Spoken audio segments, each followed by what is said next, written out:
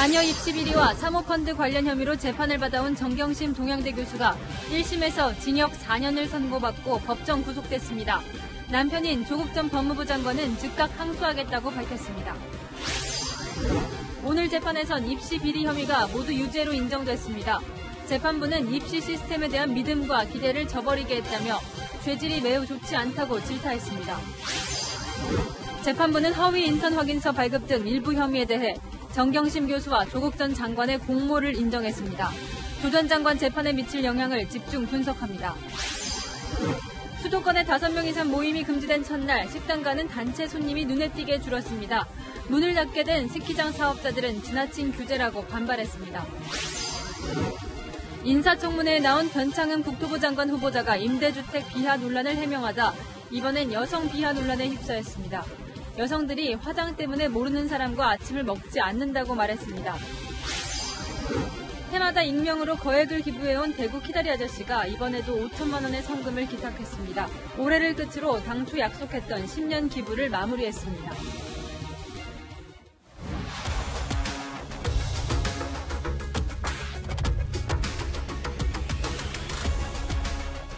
뉴스의 동정민입니다. 딸 허위 인턴 서류 발급에 조국 전 법무부 장관도 공모했다. 조 전 장관의 부인 정경심 동양대 교수에 대한 재판부의 오늘 1심 판결 내용 중 하나입니다. 공정이 무너졌다. 아니다. 검찰 개혁을 막는 무리한 검찰 수사였다. 1년 넘게 온 나라를 두동강이냈던 이른바 조국 사태, 그 각종 의혹에 대해 사실상 첫 판결이 오늘 나왔습니다. 정 교수의 자녀 입시 비리 의혹, 사모펀드 의혹, 증거인멸 의혹, 이 세 가지 항목 15개 혐의 상당수를 유죄로 판결했습니다. 정 교수는 징역 4년, 벌금 5억 원을 선고받고 법정 구속됐는데요. 지금부터 하나씩 살펴보겠습니다. 자, 먼저 동양대 표창장 의혹부터 당국대 논문 등재, 공주대 인턴 확인서 등 이른바 7대 허위 스펙 의혹이 모두 인정된 자녀 입시 비리 판결부터 공태현 기자가 보도합니다. 정경심 동양대 교수가 법정으로 들어섭니다. 지난해 8월 조국 전 법무부 장관 후보자 내정 당시 가족비리 의혹이 제기된 지 1년 4개월 만입니다. 1년 4개월 동안 심판받으셨는데 소감 어떠세요? 1심 재판부는 입시비리와 사모펀드 투자, 증거인멸 등 15개 혐의로 기소된 정 교수에게 징역 4년과 벌금 5억 원을 선고했습니다. 증거 조작과 사건 관련자에게 허위 진술을 종용할 가능성 등을 들어 법정 구속도 결정했습니다. 자녀 관련 입시비리 혐의는 모두 유죄로 판단했습니다. 핵심 쟁점인 동양대 총장 명의의 표창장은 정 교수가 위조했다고 봤습니다. 재판부는 표창장 발급 관련 정 교수의 주장이 여러 번 바뀌었고 조교의 진술과 배치된다며 실제 총장 직인으로 날인된 게 아니라고 봤습니다. 검찰이 이른바 7대 허위 스펙으로 표현한 당국대 논문 제1저자 등재, 공주대 생명공학연구소 인턴, 서울대 공익인권법센터 인턴, 부산모 호텔 인턴 등이 모두 가짜 경력이라고 판단한 겁니다. 재판부는 정 교수가 딸과 관련한 각종 인턴 체험과 활동 확인서가 허위라는 사실을 알고 있었다고도 했습니다. 허위 내용을 적은 자기소개서와 증빙서류로 서울대와 부산대 의학전문대학원에 지원해 입학사정 업무를 방해한 혐의도 인정했습니다. 재판부는 딸 조민 씨가 합격한 부산대 의전원 입시에서도 위조된 동양대 총장 표창장 제출이 없었다면 1단계 전형에서 탈락해 불합격했을 가능성이 높다고 지적했습니다. 채널A 뉴스 공태현입니다. 사모펀드 의혹 판결은 어떻게 나왔을까요? 재판부는 정경심 교수가 당시 공개되지 않은 정보를 이용해 산 주식으로 부당이득을 얻었다는 혐의의 유죄 판결을 내렸습니다. 이 고위공직자인 남편의 재산 등록을 피하려고 차명 계좌를 사용한 혐의도 유죄로 인정했습니다. 다만 자금 횡령 의혹은 무죄 판결이 났습니다. 이어서 이지훈 기자입니다. 정경심 교수가 2차 전지 업체 WFM 주식 12만 주를 사들인 건 지난 2018년. 조국 전 장관의 오촌 조카 조모 씨에게서 이 업체의 군산 공장 가동 관련 정보를 넘겨받고 주식을 매입했다고 검찰은 주장해왔습니다. 1심 재판부는 정 교수의 이런 거래에 대해 자본시장법을 위반했다고 판단했습니다. 미공개 중요 정보를 이용해 주식을 사들였다는 겁니다. 정 교수가 사들인 WFM 주식 12만 주 중 10만 주가 미공개 정보를 이용한 주식 거래로 인정됐습니다. 또 주식 처분과 보유로 정 교수가 얻은 부당이익이 2억 3천여만 원에 이른다고 봤습니다. 정 교수가 동생 정모 씨와 그 지인 등의 명의를 빌려 주식거래 등 금융거래를 한 행위도 금융실명법을 위반했다며 유죄 판결을 내렸습니다. 재판부는 배우자가 대통령 민정수석으로 취임해 재산 등록할 의무를 지게 되자 정 교수가 주식거래 신고를 하지 않으려고 타인의 계좌를 썼다고 판단했습니다. 남편이 법무부 장관 후보로 지명되자 인사청문회 등에서 재산 내역을 감출 목적도 있다고 봤습니다. 다만 사모펀드 운영사 코링크 PE에 자금을 횡령했다는 혐의는 무죄를 선고했습니다. 정 교수가 허위 컨설팅 수수료 명목으로 코링크 PE에서 1억 5천만 원을 받은 사실은 인정했지만 당시 정 교수가 횡령에 적극 가담했다고 증명됐다고 보기 어렵다는 게 이유였습니다. 채널A 뉴스 이지훈입니다. 재판부는 또 정경심 교수가 검찰 수사 시작 후에 자료를 없애기 위해 동양대에서 PC를 빼낸 사실도 인정했습니다. 이렇게 은닉한 이상 또다시 증거인멸을 할 수 있다는 점이 이 법정 구속을 결정하는 데도 영향을 미쳤는데요. 다만 증거 은닉 교사 혐의는 무죄로 판결했습니다. 그 이유는 이은우 기자가 보도합니다. 검찰의 압수수색 사흘 전 정경심 교수는 자산관리인 김모 씨와 함께 동양대로 찾아갔습니다. 정 교수는 김 씨와 함께 자신의 연구실에 있던 컴퓨터를 챙겨갔습니다. 자택에 있는 컴퓨터 하드디스크 3개도 김 씨를 통해 빼돌리기도 했습니다. 증거 은닉 논란이 일자 유시민 노무현 재단 이사장은 정 교수의 행동을 증거 보존이라고 주장하기도 했습니다. 증거를 지키기 위한 거지. 장난을 칠 경우에 대비를 할 수 있기 때문에. 검찰은 정 교수가 김 씨를 시켜 증거를 숨겼다며 증거 은닉 교사 혐의로 재판에 넘겼습니다. 재판부도 정 교수가 자택과 동양대 사무실 자료를 반출하는 등 범행을 감추려 한 사실은 인정했습니다. 다만 정 교수가 김 씨와 함께 증거를 인멸했기 때문에 검찰이 기소한 혐의로 처벌할 수 없다고 본 겁니다. 우리 형법은 자신이 피의자인 사건의 증거인멸은 헌법상 방어권으로 인정해 처벌하지 않습니다. 다만 재판부는 정 교수가 코링크 PE 직원들에게 남동생 명의의 투자금 관련 자료를 없애도록 지시한 혐의는 유죄로 판단했습니다. 채널A 뉴스 이은우입니다. 재판부는 각종 혐의마다 조목조목 매섭게 정경심 교수를 질타했습니다. 입시 비리로 불공정한 결과를 낳았다. 사모펀드 혐의는 시장 질서를 흔드는 중대범죄다. 그러면서 단 한 번도 잘못을 인정하거나 반성하지 않았다며 죄가 무겁다고 꾸짖었습니다. 조영민 기자입니다. 1시간 반 동안 진행된 정경심 교수의 재판이 막바지에 이를 무렵 재판부는 상당 시간 정 교수의 혐의를 조목조목 언급하며 꾸짖었습니다. 가장 먼저 질타의 대상이 된 건 7개 혐의 전부를 유죄로 판단한 입시비리였습니다. 자신과 남편의 사회적 지위를 이용해 인턴십 확인서를 허위로 발급받거나 허락 없이 위변조까지 했다며 딸의 대학부터 의학전문대학원 입시까지 범행이 구체화되고 과감해진 점에 비춰 죄질이 매우 좋지 않다고 지적했습니다. 또 공정하게 경쟁하는 많은 사람에게 허탈감과 실망감을 줬고 입시 시스템에 대한 우리 사회의 믿음을 저버리게 했다고 꼬집었습니다. 사모펀드 등 재산 관련 혐의에 대해선 고위공직자의 배우자로서 재산 신고 등에 성실하게 응할 법적 의무가 있음에도 자신과 가족의 재산을 늘리기 위해 불법 행위를 저질렀다고 말했습니다. 특히 조 전 장관의 오촌 조카로부터 미공개 정보를 제공받아 주식을 거래한 행위는 시장 질서를 흔드는 중대 범죄라고 질타했습니다. 이번 1심은 임정엽 재판장을 포함해 3명의 부장판사로 구성된 대등 재판부가 맡아왔습니다. 임정엽 재판장은 지난 2014년 세월호 참사의 책임을 물어 이준석 선장에게 징역 36년의 중형을 선고한 인물입니다. 이번 재판에서도 정 교수 측 증인들이 거짓말을 한다고 의심되면 위증죄를 경고했고 증인에게 진실을 말하라고 다그쳐 화제를 모았습니다. 채널A 뉴스 조영민입니다. 지난해 조국 전 장관은 이런 말을 했었습니다. 인턴십 관련 서류를 제가 만들었다는 오늘 보도는 정말 악의적입니다. 그러나 이것은 정말 참기가 어렵습니다. 오늘 재판부의 판단은 달랐습니다. 부인이 딸의 인턴 확인서를 허위 작성하는데 조 전 장관이 공모했다고 판단했습니다. 부인 재판과 별도로 진행되고 있는 이 본인 재판에도 빨간불이 켜졌습니다. 정현우 기자입니다. 정경심 교수 재판부는 입시비리 혐의 7개 중 2개에 조국 전 법무부 장관이 개입했다고 판단했습니다. 재판부는 딸 조민 씨 명의의 서울대 공익인권법센터 인턴 확인서와 관련해 조국 부부가 허위 확인서 작성을 공모했다고 밝혔습니다. 당시 센터장이었던 한인섭 형사정책연구원장의 허락 없이 조 전 장관이 센터 직원의 도움을 받아 직접 확인서를 만들었다는 겁니다. 부산 지역 호텔 인턴 확인서가 허위로 작성된 경위에 대해서도 조 전 장관이 작성하고 정 교수가 가담했다고 언급했습니다.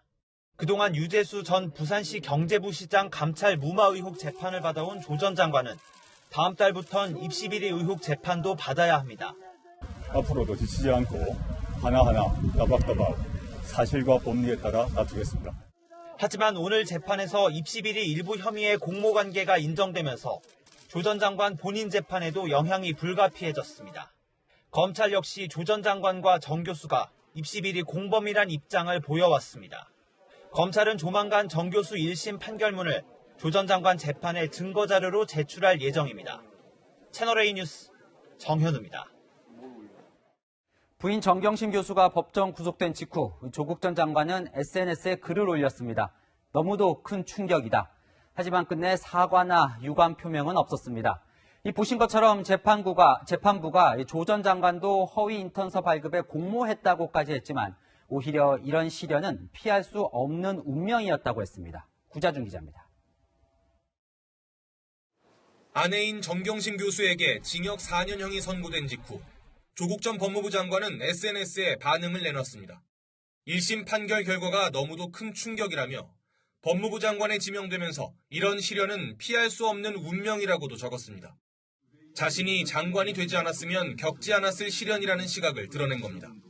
입시 비리 관련 유죄 선고에 대해선 침묵한 채 검찰 수사에 출발이 된 사모펀드 관련 횡령 혐의가 무죄로 나온 건 다행이라고도 덧붙였습니다.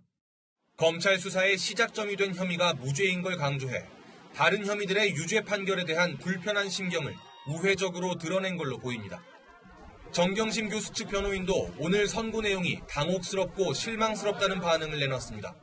진실을 밝히려고 했던 그 노력들이 오히려 피고인에게 그 형량에 아주 불리한 사유로 언급이 되면서 마치 괘씸죄 같은 게 적용되는 거 아닌가. 정 교수 측은 곧바로 항소하겠다고 밝혔습니다. 반면 정 교수를 기소한 서울중앙지검 수사팀은 재판부의 판단을 존중하고 노고에 감사드린다는 입장을 밝혔습니다. 채널A 뉴스 구자준입니다. 문재인 대통령은 조국 전 장관의 마음에 빚이 있다고 했었죠. 여당은 그동안 조 전 장관 부부에 대한 검찰의 표적 수사가 검찰 개혁의 필요성이라고 강조해왔습니다. 오늘 정경심 교수의 법정 구속 판결에 청와대와 민주당에서는 당혹과 안타까움, 충격이 뒤섞인 반응이 나왔습니다. 일부 친문들은 법원 결정을 성토하기도 했는데요. 국민의힘은 사필 규정이라며 사과를 요구했습니다. 전혜정 기자입니다. 청와대와 더불어민주당은 당혹스러운 분위기입니다. 청와대 관계자는 청와대가 반응할 일이 아니라면서도 예상하지 못한 결과라고 밝혔습니다. 민주당도 재판부 판결이 너무 가혹해 당혹스럽다며 남은 재판 과정에서 진실이 밝혀지길 바란다고 입장을 밝혔습니다. 법원 판결을 비판하기도 했습니다. 한 민주당 관계자는 검찰은 몰라도 법원 판결엔 기대를 했었다며 검찰만큼 법원도 문제가 많다고 주장했습니다. 조국 전 장관과 가까운 일부 의원들은 격양된 반응을 보였습니다. 김용민 의원은 법원이 위법 수사를 통제하는 역할을 포기했다고 반발했습니다. 김남국 의원은 가슴이 턱턱 막히고 숨을 쉴 수 없다며 조 전 장관 부부와 함께하겠다고 했습니다. 당원 게시판엔 정경심을 지키지 못한 건 민주당 책임, 인공지능 판사를 도입하라는 등의 글이 올라왔습니다. 하지만 국민의힘은 이른바 엄마 아빠 찬스에 대한 엄중한 판단의 결과라며 조 전 장관 부부의 사과를 요구했습니다. 법의 판결에 순응하는 것이 국민들에 대한 최소한의 도리일 것입니다. 국정을 혼란에 빠뜨린 죄에 대해 지금 당장 국민들께 사죄해야 할 것입니다. 조 전 장관이 자신의 SNS에 시련은 운명이라고 밝힌 데 대해선 지지자를 위한 감성팔이라고 평가절하했습니다. 하태경 국민의힘 의원은 결국 수사했던 윤석열 총장이 옳았다면서 조국 전 장관도 책임을 피할 수 없게 됐다고 주장했습니다. 채널A 뉴스 전혜정입니다. 네, 지난해 우리 사회를 들끓게 했던 조국 사태의 핵심 판결이 오늘 나온 겁니다. 사회부 최주영 기자와 살펴보겠습니다. 자, 이 재판 결과가 나오기까지 이제 1년 좀 넘게 걸렸는데요. 그동안 재판에 출석한 증인만도 엄청나다면서요. 네, 정확히는 1년 4개월이 걸렸습니다. 그런데 총 34차례 공판이 열렸었고 증인 68명이 증언을 할 만큼 그야말로 아주 빽빽한 재판이었다 이렇게 볼 수가 있겠습니다. 사실 처음 의혹이 제기됐던 거는 지난해 8월 그러니까 이 문재인 대통령이 조국 당시 민정수석을 법무부 장관으로 내정하면서부터입니다. 각종 의혹 제기와 고소, 고발이 이어지면서 장관 내정 약 20일 만에 검찰도 수사에 착수하게 됐었습니다. 청문회 전에 이 기자간담회까지 열면서 조 전 장관이 진화에 나섰지만 검찰은 이 정경심 교수에게 총 15가지 혐의를 적용해 재판에 넘겼는데요. 정확히 1년 전 이 검찰이 조 전 장관에게 구속영장을 청구했지만 법원이 기각했거든요. 그런데 오늘 상황을 보면은 정 교수에게 유죄를 선고하면서 법정 구속까지 결정이 됐습니다. 네, 이 판결 결과를 듣고 이 정경심 교수의 변호인은 당혹스럽다 이렇게 표현을 했던데요. 예상보다도 중형이 선고됐다는 반응이 많아요. 맞습니다. 오늘 재판의 핵심 변수 중 하나는요. 이 검찰이 동양대 관계자에게 제출받은 PC 2대였습니다. 그런데 이 PC에서는 이 정 교수의 동양대 표창장 위조 혐의 관련 핵심 증거물들이 나왔었는데 정 교수 측은 이 부분에 대해서 위법 수집한 증거다 이렇게 반박을 했지만 법원은 결과적으로 증거로 인정을 했습니다. 정 교수가 조 전 장관 오촌 조카 조모 씨로부터 이 호재성 정보를 듣고 차명 계좌로 주식을 대량 매수한 부분도 일부 유죄로 인정이 됐습니다. 앞서 지난 6월에 열린 조 전 장관 오촌 조카 조모 씨 재판에서는 사실 이 부분은 판단 대상이 아니었거든요. 네. 그러다 보니 이 때문에 정 교수 입장에서는 예상하기 어려웠을 거다 이런 관측도 나오고 있는 상황입니다.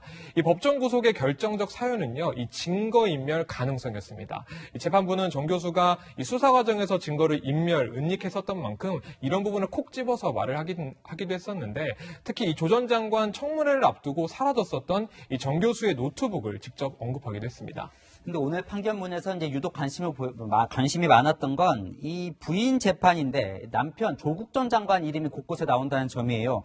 이 본인 재판에도 꽤 영향을 미칠 거다 이런 분석들도 나오던데요. 그렇습니다. 제가 재판장 발언을 취합해보고 거기서 이 조국 전 장관이 몇 번 언급됐는지를 살펴보니까 네. 오늘 20차례 정도 넘게 언급이 됐거든요. 특히 정 교수가 서울대 공익인권법센터 인턴 확인서를 이 허위 발급한 혐의를 언급할 때는 조 전 장관이 여러 차례 등장하기도 했었는데 재판부는 이 두 사람의 공모가 있었다 이렇게 판단을 했습니다. 이 부분은 이제 조국 전 장관이 인사청문회 때도 이야기를 한 부분이에요. 그렇습니다. 아무래도 그런 부분에서도 언급이 됐던 것인데 비록 정 교수에 대한 이 법원 판결이었지만 사실상 이 조국 전 장관의 기존 발언이 일부 지적을 받는 상황이 되게 되는 셈입니다. 당시 조 전 장관이 일부 발언을 했었었는데 먼저 들어보도록 하겠습니다. 좀 센터에서 확인해 보셔야 될 것 같고요. 국제 심포지움 같은데 영어 하는 애들이 필요했기 때문에 가서 뭐 심부름하고 뭐 잔심부름하고 이것저것 뭐 소소한 일들을 한 것 같습니다.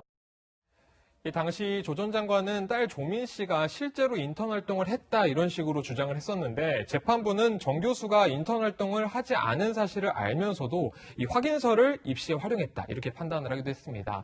이 다음 달에는 조국 전 장관 본인의 입시 비리 혐의 재판이 진행되게 돼 있는데 아내 정경심 교수의 오늘 판결문이 이 자신을 옥죄는 역할을 할 가능성도 제기되고 있는 상황입니다. 자, 오늘 판결에서 이제 조국 전 장관의 딸 이 조민 씨의 이 스펙이 대부분 허위다 이렇게 판결을 내리면서 그러면 이제 조민 씨는 어떻게 되는 거냐? 이제 석 달 전에 의사 국가고시 시험도 치렀거든요. 뭐 입학이나 이 의사가 되는 거는 앞으로 어떻게 되는 겁니까? 사실 오늘 말씀하신 것처럼 재판에서 이 조국 전 장관과 정경심 교수의 딸인 조민 씨도 아주 여러 차례 언급이 됐거든요. 특히 정 교수의 입시 비리 관련 유죄 판결이 대부분 조 씨와 연결이 되어 있는 만큼 학적 문제가 논란이 될 수밖에 없는 상황입니다. 부산대 의전원 4학년생인 조 씨는 지난 9월에 2021학년도 의사국가고시 시험을 치렀고 아직은 결과가 나오지 않은 상황이거든요. 하지만 부산대 의전원 합격 과정도 이 입시 비리와 연루가 되어 있는 만큼 의학계에서는 이 조 씨의 부산대 의전원 입학 취소가 결정될 경우에는 이 의사국가고시 지원 자격을 상실하게 된다 이런 분석도 나오고 있는 상황입니다. 부산대는 일단은 1심 판결에 대해서는 별다른 입장을 내놓지 않고 있고 다만 향후 재판 결과가 완전 완전히 확정될 때까지는 일단 기다리겠다 이런 입장을 밝히고 있습니다. 네, 오늘 이제 이 판결과 별도로 이 조 전 장관 아들의 이 인턴 확인서 위조와 관련해서 최강욱 열린민주당 대표에 대한 검찰 구형이 있었어요. 이건 어떻게 됐습니까? 네, 같은 법원에서 진행됐던 건데 조국 전 법무부 장관 아들 조모 씨와 또 조 씨에게 허위 인턴 증명서를 발급해준 혐의를 받고 있는 최강욱 열린민주당 대표의 재판까지 영향을 주는 것 아니냐 이런 관측이 나오고 있습니다. 네. 이 재판부가 정 교수의 입시 비리에 유죄 판단을 내리고 또 조 전 장관 공모 관계도 일부 언급을 했었던 만큼 재판 결과도 사실 관심이 쏠리고 있는 상황이거든요. 네. 검찰은 오늘 최 대표에게는 징역 1년의 실형을 선고해달라고 요청한 상황인데 다음 달 28일 1심 선고가 예정돼 있는 상황입니다. 여러모로 많은 생각을 하게 되는 오늘 판결이었습니다. 지금까지 사회부 최주영 기자와 살펴봤습니다.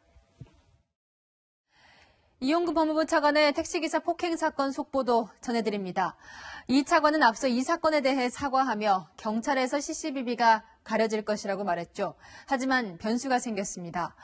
통상적인 폭행 사건이라면 이 차관의 말대로 경찰에서 CCTV가 가려졌겠지만 경찰이 제대로 조사하지 않고 내사를 종결했다는 의혹을 사며 시민단체의 고발까지 이어졌습니다.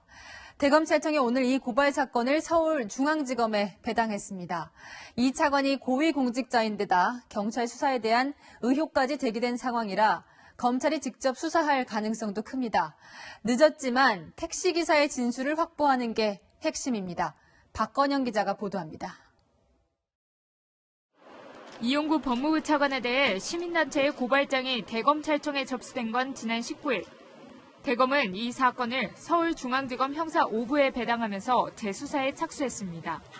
검찰은 사건을 검토해 직접 수사할지 경찰에 보낸 뒤 수사 지휘를 할지 결정할 계획입니다. 다만 경찰의 봐주기 수사 논란이 있는 데다 대상이 고위공직자인 만큼 직접 수사할 가능성이 큰 것으로 알려졌습니다. 경찰에 수사 지휘를 하더라도 논란의 당사자인 서초경찰서가 아닌 다른 경찰서나 상급기관인 서울경찰청이 넘겨받을 것으로 보입니다. 재수사는 택시기사의 최초 진술이 얼마나 사실관계에 부합하는지 입증할 객관적 증거를 확보하는 데 집중될 전망입니다. 이를 통해 경찰이 단순 폭행 혐의를 적용한 게 적절했는지 아니면 특정범죄 가중처벌법을 적용해야 하는지 결론을 내릴 전망입니다. 이런 가운데 경찰도 판례 분석을 하면서 당시 수사팀을 상대로 단순 폭행 혐의로 판단한 경위를 확인하고 있습니다. 해당 수사팀은 사건 현장에서의 최초 진술과 피해자 조사 때 진술이 바뀌었다며 혐의 판단이 애매해서 택시기사에게 여러 차례 확인을 거친 뒤 결론을 내렸다고 답한 것으로 전해졌습니다. 택시 블랙박스에 영상이 남아있지 않은 데다 주변 CCTV에도 범행 장면이 찍히지 않아 택시기사의 진술이 중요해진 상황.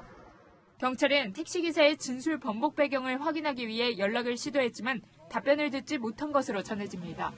채널A 뉴스 박건영입니다.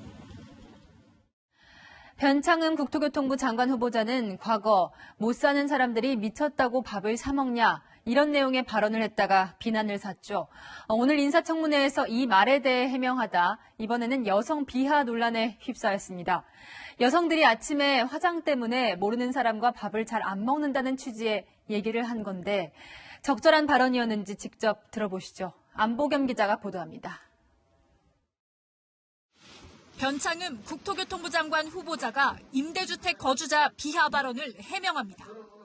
경제적 능력이 떨어지는 분들은 아침을 사 먹는 것도 비용 부담이기 때문에 무조건 아침을 사 먹는 형태로 이렇게 설계하면 곤란하다. 그런 얘기를 한 건데 앞뒤가 없이 못 사는 사람들이 미쳤다고 밥을 사 먹냐고 한 발언이 논란이 되자 아침밥의 의미였다고 설명한 겁니다. 하지만 해명 과정에서 이번에는 여성 비하 논란에 휩싸였습니다. 우리나라 문화는 아침을 서로 모르는 사람하고 먹질 않는다. 특히 여성인 경우에 이제 화장이라든지 이런 것들 때문에 아침을 같이 먹는 건 아주 조심스러운데 약간의 오해, 여성에 대한 편견을 주장할 수 있는 그런 우려가 있는 느낌이 있어서요. 취지가 그게 아니었다는 말씀드리고 좀 유감을 표합니다. 변 후보자는 허위 답변 논란에 휩싸이기도 했습니다. 과거 여러 차례 과태료와 지방세 등을 체납했음에도 국회에 제출한 서면 질의 답변서에는 체납한 사실이 없다고 기재했기 때문입니다. 소명을 한번 해보시죠. 너무 이렇게 바쁘게 살아가는 과정에 그 체납했다는 사실 자체를 좀 잘 몰랐고. 구의역 스크린도어 사고로 숨진 김군에게 책임을 지우는 듯한 발언 등에 대해 변 후보자는 연신 사과했습니다. 진심으로 사과의 말씀을 드립니다. 여러 차례 말씀드렸습니다만 거듭 사과의 말씀을 드립니다. 10여 차례 사과를 했지만 국민의힘 의원들은 사퇴를 촉구했습니다. 채널A 뉴스 안보겸입니다.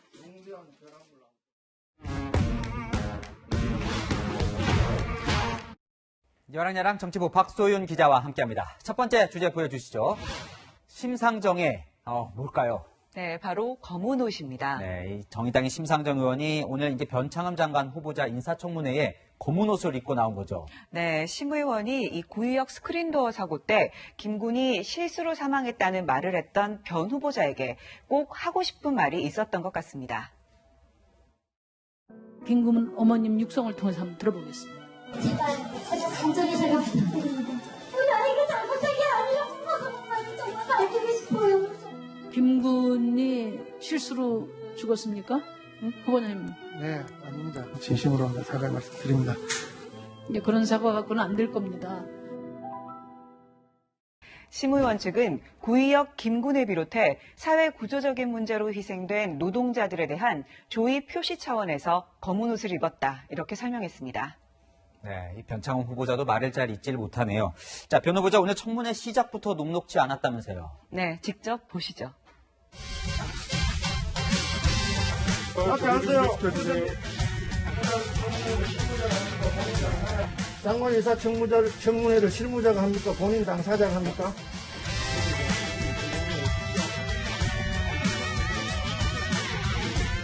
국민의힘에서 제기할 수 있는 문제인가? 국민의힘이 어떤 당입니까? 박덕흠, 전복민 이런 마피아들을 생산한 의원님들 국민의힘입니다. 참 여러모로 변 후보자의 진땀을 흘린 것 같은데 청문회 중간에 답변이 오락가락하는 경우도 있었다면서요? 네, 최근 논란이 커진 1가구 1주택법 관련입니다. 1가구 1주택 그 법안에 찬성하십니까? 네. 1가구 1주택 법안에 찬성하신다고 말씀하신 거죠? 아니, 법안 자체는 제가 자세히 보지는 못했습니다. 네, 이 야당의 반대가 워낙 커서 취임해도 가시밭길일 것 같습니다. 자, 다음 주제 보겠습니다. 민주당의 선긋기, 뭐에 손을 그은 겁니까? 네, 방금 전 변 후보자가 언급했죠. 민주당 진선중 의원이 대표 발의한 1가구 1주택법입니다. 민주당이 이 법을 거론하면서 앞으로 의원들이 법안을 발의할 때는 당과 상의하도록 하겠다 이렇게 밝혔습니다. 네, 이 법 발의로 당이 곤란해졌다 이렇게 보는 것 같은데요. 그러니까 당과 논의가 없었다 이런 뜻이죠. 네, 이제부터 논의를 하겠다라고 밝히면서 1가구 1주택법이 당과 논의하지 않은 발의임을 분명히 한 겁니다. 해당 법안은 재산권을 침해했다, 위헌이다 등의 논란이 일었죠. 파장이 커지자 진화에 나서는 것으로 보입니다. 이 법 외에도 최근 민주당 의원들이 발의한 법 중에 위헌 논란이 있었던 것들이 좀 있어요. 네, 코로나19 피해로 영업을 못하면 임대료도 내지 않게 하는 내용의 임대료 멈춤법이 대표적입니다. 재산권 침해 지적이 있었죠. 범여권 열린민주당 최강욱 대표는 윤석열 대선 출마 금지법을 발의했는데 위헌 소지가 있다는 비판을 받기도 했습니다. 국회의원 한 명이 헌법기관인 만큼 법을 만들 때는 신중해야 하지 않을까요? 오늘의 여랑야랑은 심사숙고로 정해봤습니다. 모든 법안을 당이 관여하기가 쉽지도 않을 것도 같은데 이 의원들 스스로 법의 무게를 엄중히 느껴야겠습니다. 지금까지 여랑야랑이었습니다. 코로나19 확진자가 사흘 만에 다시 1000명대로 올라가며 확산세가 꺾이지 않고 있습니다. 민주당에서 신속 항원 키트를 자가진단용으로 도입해 무증상 감염자를 빨리 찾아내겠다고 했다가 시기상조라는 논란이 일자 논의가 쏙 들어갔죠. 그렇다면 실현 가능성은 없는 거지. 이상한 기자가 업체를 찾아가 봤습니다. 국내에서 유일하게 사용 허가를 받은 신속 항원 검사 키트를 개발한 업체입니다. 코로나19 검사를 의뢰하자 키트 안에 있는 긴 면봉을 코 속 깊숙이 넣어 검체를 채취한 뒤 씨하게 풀어 진단기기에 떨어뜨립니다. 15분 정도 지나자 빨간 줄이 나타납니다. 두 줄이면 양성인데 한 줄 음성으로 나왔습니다. 키트 구성품으로 추출부터 검사까지 한 번에 끝날 수 있다는 장점을 갖고 있습니다. 어디서나 현장에서 즉시 사용할 수 있다는 장점을 갖고 있습니다. 임시선별 검사소에서는 코 속에 면봉을 넣어 검체를 채취하는 비인도 PCR 방식과 침을 뱉어 검사하는 타액 PCR, 신속 항원 검사 중 한 개를 골라 검사받을 수 있습니다. 하지만 서울의 이 임시선별 검사소에는 타액 검사, 신속 항원 검사는 실시하지 않는다는 안내문이 붙었습니다. 꼭 원하는 사람들만 하고 정확도도 떨어지는데 두 번 검사를 해야 되는 번거로움이 있기 때문에 원하지를 않고요. 정확도 98%인 비인도 PCR에 비해 신속 항원 검사는 90% 정도로 정확도가 떨어진다는 이유에서입니다. 수도권 임시선별검사소에서는 6천여 건의 신속 항원 검사가 이루어져 21건이 양성 반응을 보였습니다. 2차로 다시 검사해보니 확진된 건 절반 정도인 11건 뿐이었습니다. 코로나19 환자가 음성으로 잘못 진단받아 감염을 전파시킬 가능성도 배제할 수 없는 겁니다. 방역당국은 이런 이유로 신속항원 검사를 의료진만 가능한 의료행위로 제한할 수밖에 없다는 입장입니다. 최근 민주당은 의료법 개정까지 언급하며 신속항원 검사를 자가진단용으로 도입하겠다고 나섰지만 시기상조라는 논란이 일자 관련 논의를 멈췄습니다. 미 FDA는 이번 달 초 호주 제약사가 개발한 자가진단 키트를 승인했습니다. 문제를 보완하겠다는 의지도 없이 정치권이 말만 앞섰다는 비판이 나옵니다. 채널A 뉴스 이상현입니다. 백신 문제는 연일 정쟁 소재가 되고 있습니다. 야권은 정부가 골든타임을 놓쳤다고 공세 수위를 높이고 있고 여권은 안전성을 고려한 것이라고 방어합니다. 코로나 사태 이후 청와대와 정부가 백신 문제를 어떻게 다뤘는지 강지혜 기자가 다른 나라와도 비교해봤습니다. 청와대에 따르면 문재인 대통령의 첫 백신 관련 언급은 지난 4월에 나왔습니다. 9월 초까지 문 대통령의 백신 관련 메시지는 치료제와 백신 개발에 집중됐습니다. 코로나19 치료제와 백신 개발을 확실히 돕겠습니다.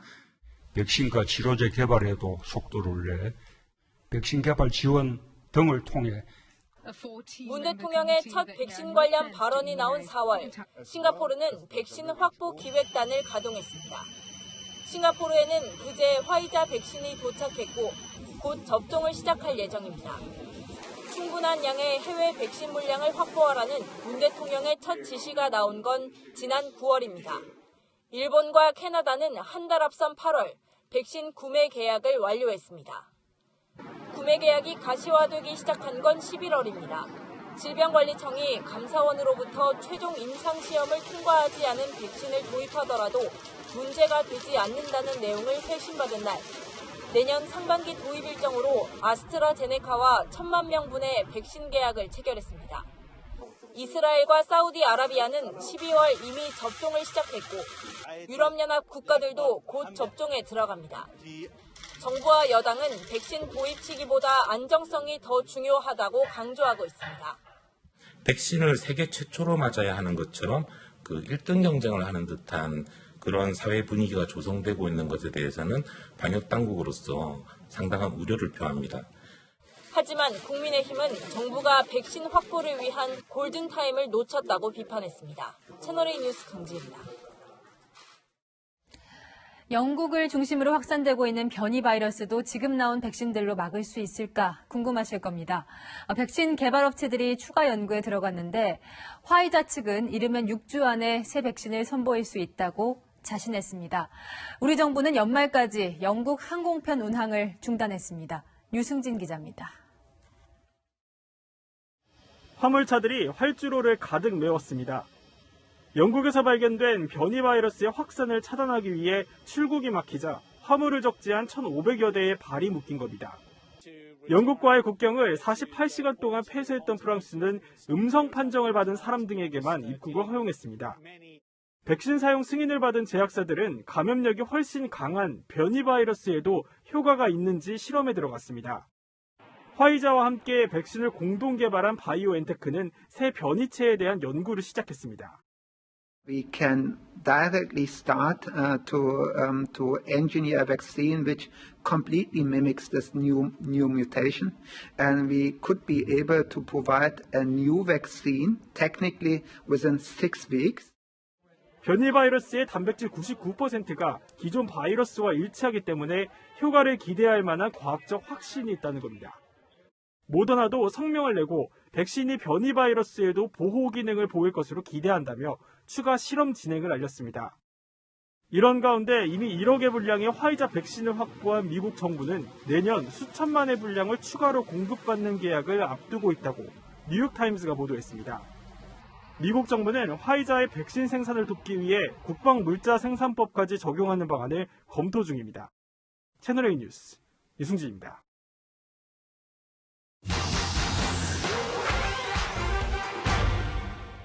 알레르기 반응이나 안면마비 이런 부작용이 있었다는 코로나19 백신 확보가 늦어진다는 지적이 잇따르자 정부와 여당은 안전성도 중요하다고 강조하고 있죠. 실제로 화이자 모더나 백신 부작용에 관한 소식도 이어지고 있는데요. 팩트맨이 FDA 검토 보고서 등 공개 자료를 토대로 알아봤습니다. 화이자 백신 임상 참가자에게서 가장 흔했던 부작용 이겁니다. 주사 부위 통증이 84%로 가장 많았고 피로감과 두통이 뒤를 이었습니다. 이 밖에 근육통과 오한, 또 관절통 등이 보고됐지만 며칠 내 해결됐습니다. 모더나 백신은 어떨까요? 역시 통증이 92% 정도로 가장 흔했고 피로, 두통, 근육통 순이었습니다. 앞서 나왔던 이 안면 신경마비는 어땠을까요? 화이자 백신은 임상시험에서 실제 백신을 맞은 2만 1000여 명 중 4명에게서 증상이 나타났고 모더나는 임상시험에 참가한 3만 명 중 백신 접종군에서 3명, 유약군에서도 1명이 나왔습니다. 해외 연구에 따르면 안면 신경마비 인구 10만 명당 15명에서 20명꼴로 나타난다는데요. 이 백신이 안면마비를 유발한다는 근거 아직은 부족합니다. FDA도 백신과 인과관계를 밝히기에 불충분하다며 접종 후 추적을 권고합니다. 온라인에서는 백신을 맞고 안면마비 온 환자들이라며 이 사진이 퍼지기도 했는데요. 확인해보니 사실이 아니었습니다. 그럼 알레르기는 어떨까요? 미국에서 화이자 백신이 27만 건 접종됐는데 전신 알레르기 반응인 아나필락시스가 6건 보고됐습니다. 미 질병통제예방센터는 화이자 백신 성분에 심각한 알레르기 반응이 있는 경우 맞지 말라 권고 중인데요. 코로나19 백신 검증 기간이 짧은 만큼 안전성이 중요한 건 맞지만 과도한 불안감을 갖지 않도록 정확한 정보 제공 필요합니다. 이 밖에도 궁금한 점은 팩트맨 많은 문의 바랍니다. 오늘부터 수도권 지역에서는 5인 이상 집합이 금지됐죠. 직장인들이 점심 식사나 저녁 회식을 위해 자주 찾는 식당가에 특히 타격이 가장 클 수밖에 없습니다. 지금 서울 종각 젊음의 거리에 나가 있는 기자를 연결해서 저녁 시간 현장 분위기 들어보겠습니다. 자, 김민곤 기자, 인파가 뜸해 보이는데 돌아다녀 보니까 어떠던가요? 네, 저는 지금 직장인들이 자주 찾는 종각 젊음의 거리에 나와 있습니다. 오늘부터 5인 이상 집합이 금지되면서 길거리에는 무리지어 다니는 사람들을 찾아보기 힘든 상황입니다. 종각 일대 음식점들은 5인 이상 집합 금지 명령의 울상입니다. 어제까지는 5명 이상 손님이어도 밤 9시까지 매장 내 식사가 가능해 직장인들이 종종 찾아왔지만 오늘부터는 이마저도 받지 못하게 된 겁니다. 5인 이상 테이블이 많으면 3, 4팀 정도 방문을 하고요. 그 단체 자체가 아예 빠져버리니까 매출이 숨도 못 쉴 정도로 크죠. 서울시청 근처 식당가도 상황은 비슷합니다. 테이블을 띄워 앉으면 출입이 충분히 가능한데도 점심시간조차 음식점을 찾는 사람이 어제보다 줄었습니다. 오늘은 첫날이라던가 더 이게 위축이 됐는지 마음의 준비를 하고 있었는데 타격이 없었죠. 간혹 식당을 찾는 5인 이상 손님들에게는 직원들이 떨어져 앉기를 안내하느라 바쁩니다. 혼자 보는 공간에 다 있으니까 테이블 뭐 따로 앉는다 해서 결국 그 공간에 있는 건 마찬가지니까 의미가 있으니까. 5인 이상 집합 금지 명령은 다음 달 3일까지 유지되는 가운데 이번 조치가 확진자 증가를 억제하는 데 얼마나 효과가 있을지 주목됩니다. 지금까지 종각 젊음의 거리에서 전해드렸습니다. 스키장 등 겨울 스포츠 시설과 관광 명소도 폐쇄됐죠. 생계수단을 잃게 된 사람들의 집단 반발 움직임도 있습니다. 조현진 기자가 보도합니다. 스키장 한가운데 대형 현수막을 든 사람들이 서 있습니다. 강원 지역 스키장에서 일하는 비정규직 근로자와 인근 상인들입니다. 스키장 폐쇄 조치로 인해 전국 스키장에서 일하는 비정규직 근로자들이 일자리를 잃게 됐다고 주장했습니다. 저희 같은 진짜 하루 벌어서 하루 먹고 사는 사람들한테 갑자기 아무 통보도 없이 대책도 없이 이렇게 하는 거는 뭔가가 잘못된 것 같고요. 영업정지 조치를 하루 앞두고 스키장을 찾는 발길은 뚝 끊겼습니다. 연말연시 대목을 놓친 상인들은 어떻게 버텨야 할지 걱정이 태산입니다. 정말 공평치 않은 어제의 조치로 인해서 저희 영세업자들이 얼마나 더 고통을 받아야 됩니까? 대형 화재로 가게 220여 곳이 소실된 소래포구 어시장. 3년 9개월 만에 다시 문을 열었지만 활기는 찾을 수 없습니다. 어시장이 다시 문을 열었지만 손님이 줄어들면서 보시는 바와 같이 상당수 가게들이 문을 열고 있지 않습니다. 가게 330여 곳 중 문을 연 곳은 50곳도 채 되지 않습니다. 코로나 사태에 5인 이상 집합 금지 등 강화된 방역 대책이 더해지면서 상인들이 개장을 미루고 있는 겁니다. 코로나가 하루빨리 진정이 좀 돼서 예전의 소래포구 명성을 좀 되찾을 수 있는 시간이 되었으면 좋겠습니다. 코로나 사태 속 생계수단마저 위협받게 된 서민들의 고통이 깊어지고 있습니다. 채널A 뉴스 조현진입니다. 이런 피눈물 나는 거리두기 노력에도 확진 추세가 줄지 않아서 수도권의 남은 병상은 이제 고작 12개, 의료 인력도 턱없이 부족합니다. 결국 의사들이 개별 진료를 멈추고 자원봉사에 뛰어들고 있습니다. 민간 병원들도 자발적으로 병상을 내어주기 시작했습니다. 남영주 기자가 이들을 만나봤습니다. 조금 불편합니다. 잘하셨어요. 선별진료소에서 온종일 코로나 검사를 돕는 의사 박현중 씨. 연말 휴가 기간을 이용해 지난 18일부터 자원봉사를 하고 있습니다. 굉장히 급한 상황이구나 하고 생각이 들어서 마침 휴가 중이어서 신청을 하게 됐습니다. 가족과 함께하지 못해 미안하지만 진료소의 부족한 일손을 생각하면 쉴 틈이 없습니다. 저 안에 들어가서 팔을 한번 끼고 나서 빼지 못하고 거의 4시간씩 근무를 했었고요. 제일 안타까운 거는 너무 오래 기다리시는 시민분들을 보는 게. 병원 개원마저 미루고 자원봉사에 나선 의사도 있습니다. 무섭지 않다고 하면 거짓말일 거고요. 의사로서 조금이나마 보탬이 될 수 있기 위해서 그러한 위험은 제가 충분히 감수를 할 생각으로 지원을 했습니다. 민간 병원들도 나섰습니다. 경기도 평택의 박예병원은 코로나19 전담병원을 자청하는가 하면 남양주 현대병원은 병상의 3분의 1, 의료진의 20%를 지원하기로 했습니다. 목포까지 가거나 안동 지역, 하여간 경상도 지역까지 이렇게 가야 됩니다. 인공호흡기를 단체로 이송하기도 어렵고 최소한 이 지역에서 발생하는 환자는 우리가 책임지고 진료하는 것이 어떻겠나. 주말은 없어진 지 오래지만 사명감 하나로 버팁니다. 근무 시간은 거의 한 2배 된 거고 월화수목금금금이니까 쉬는 시간은 하루에 한 30분 정도나 될까. 코로나 끝날 때까지는 그렇게 살 수밖에 없지 않나. 코로나19 비상 상황에서도 의료진의 헌신과 희생이 빛을 발하고 있습니다. 채널A 뉴스 남영주입니다. 유독 암울한 올해 연말이라 더 반가운 소식입니다. 지난 10년 어려운 이웃에게 익명으로 기부를 하던 대구 키다리 아저씨가 마지막까지 약속을 지켰습니다. 배유미 기자가 보도합니다. 꾸깃꾸깃한 봉투 속에 담긴 손편지, 5천만 원짜리 수표도 함께였습니다. 대구 사랑의 열매에 기탁한 키다리 아저씨의 10번째 선물입니다. 이렇게 이면지를 통해서 꼭 메모지를 해주시고요.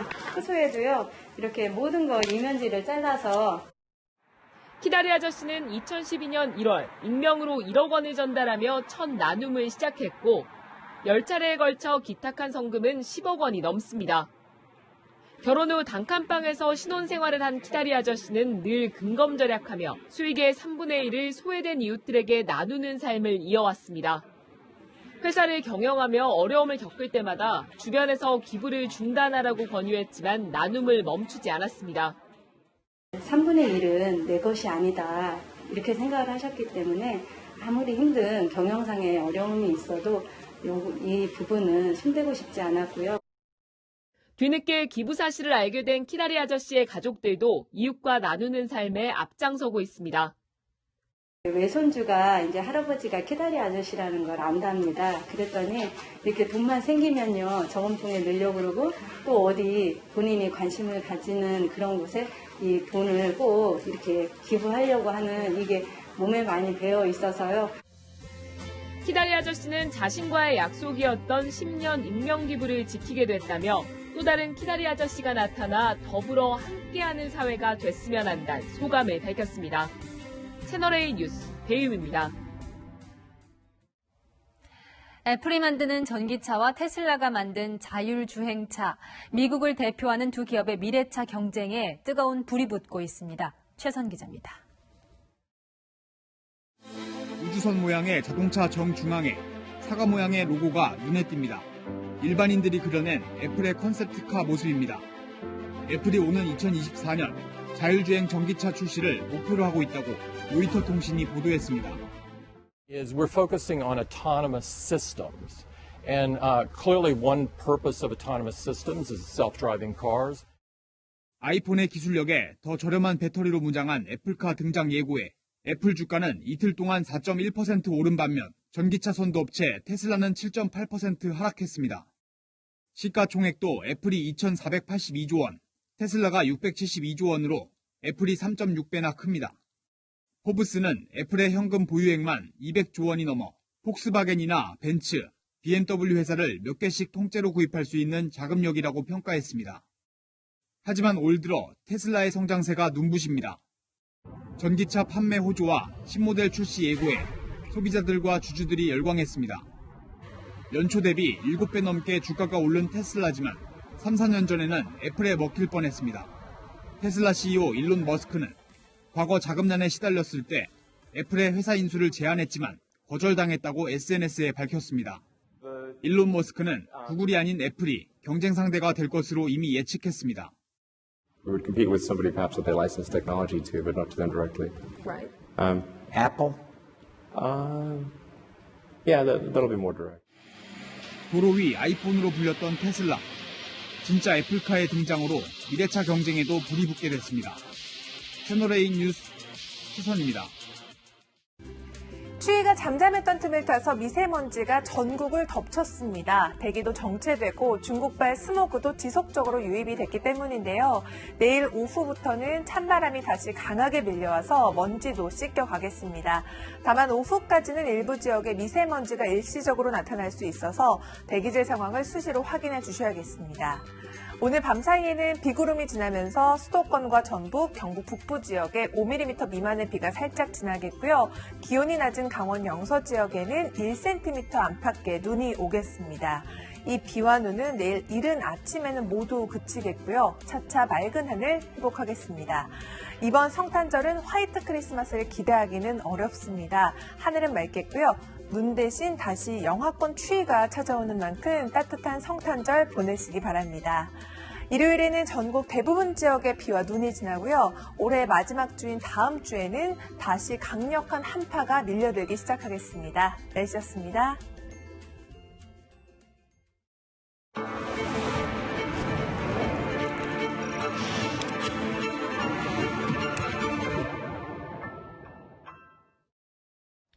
조국 전 장관은 오늘 판결 후에 더 가시밭길을 걸어야 할 모양이라는 글을 남겼습니다. 이 조 전 장관 자녀의 입시 서류 위조로 낙방의 고배를 마셔야 했던 그 누군가의 가시밭길은 잘 헤아려지지 않나 봅니다. 이 사과나 유감 표명 한마디 없는 걸 보면요. 자, 오늘 1심 재판부는 명확히 이렇게 말했습니다. 입시 비리로 불공정한 결과가 발생했다. 오늘 클로징은 조국과 불공정으로 하겠습니다. 오늘 뉴스 여기까지입니다. 내일도 뉴스입니다.